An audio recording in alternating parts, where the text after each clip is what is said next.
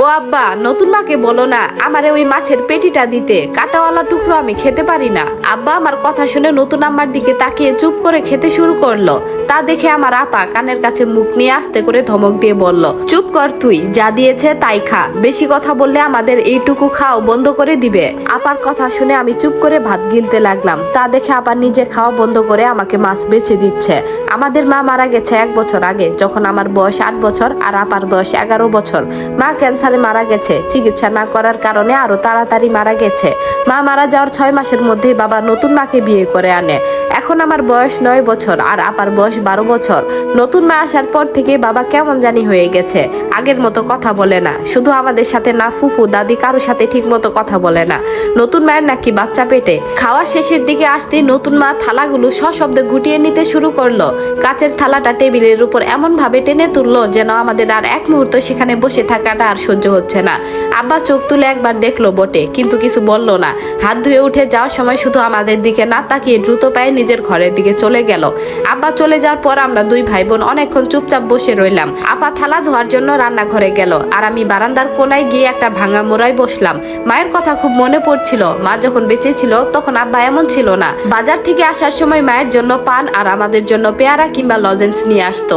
বাড়িতে বেশ হাসি খুশি একটা ব্যাপার থাকতো।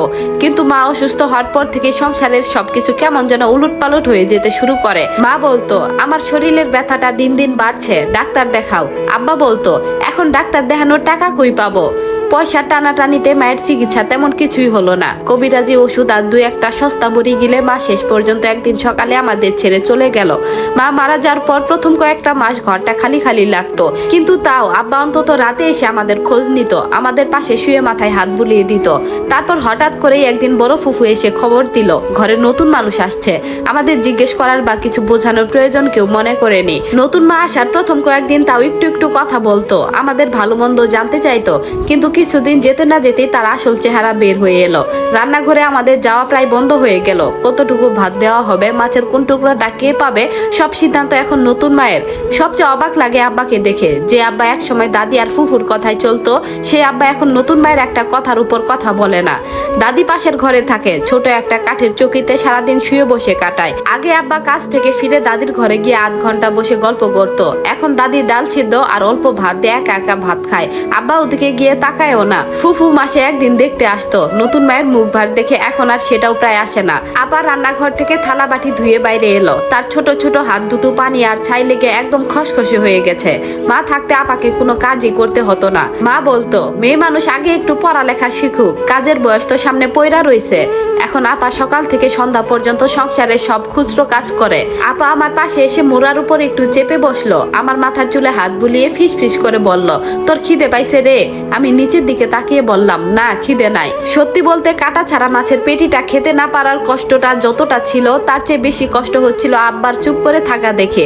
আব্বা তো দেখেছে আমি কতবার মাছের কাটায় আটকে কেঁদে ফেলেছি। মা বেঁচে থাকতে আগে কাটা বেছে আমার পাতে দিত। আব্বা আজ একবার নতুন মাকে বলতে পারতো, ছোট মানুষ পেটিটা ওকে দাও, কিন্তু আব্বা মুখ নামিয়ে ভাত খেয়ে উঠে গেল। আপা একটা দীর্ঘশ্বাস ফেলে বলল, তুই অত কথা বলতে যাস কেন? নতুন মা তোকে এমনিতেই দেখতে পারে না, এখন আবার তার পেটে নতুন বাচ্চা আসবে, ওনাদের নতুন সংসার হবে, আর তুই আমি যদি ঝামেলা করি আমাদের বড় ফুফুর বাড়ি পাঠিয়ে দিবে। আমি ফুপিয়ে উঠে বললাম, পাঠিয়ে দিক না আপা, ফুফুর বাড়ি গেলে অন্তত তোমায় এত কাজ করতে হবে না। আপা আমার মুখে হাত চেপে ধরে বলল, চুপ থাক, ফুফুর নিজের সংসারে তো 3টে ছাওয়াল মেয়ে, সেখানে আমাদেরকে সারা জীবনের জন্য বসিয়ে খাওয়াবে, আমাদের এখানেই থাকতে হবে। তুই একটু চুপচাপ থাকবি, যাই দিক লক্ষ্মী ছেলের মতো খেয়ে নিবি, আমি তোকে বাকি কাটা বেছে দেব। সন্ধ্যা নেমে আসছে, ঘরে আলো জ্বালানোর সময় হয়ে গেছে। নতুন মা নিজের ঘর থেকে বেরিয়ে এসে রাগী গলায় হাঁক দিল, হ্যাঁ রে, ঘরের সাজবাতিটা কে জ্বালাবে? সব কাজ কি আমার এই শরীরে আমাকেই করতে হবে নাকি? আপা ধরফর করে উঠে দাঁড়িয়ে আঁচলে হাত মুছতে মুছতে ভেতরের দিকে দৌড়ে গেল। আমি বারান্দার অন্ধকারে একাই বসে রইলাম। ঘরের ভেতর থেকে নতুন মায়ের খিটখিটে গলা আর আব্বার নিচু রেডিওর আওয়াজ কানে আসছে। আমাদের অস্তিত্ব যেন এই সংসারে দিন দিন একটা অপ্রয়োজনীয় বোঝা হয়ে দাঁড়াচ্ছে। গল্পটি কেমন লাগলো জানাবেন। এটি ছিল গল্পের প্রথম পর্ব, আর পরবর্তী পর্বটি শুনতে চাইলে অবশ্যই একটি কমেন্ট করবেন। ধন্যবাদ।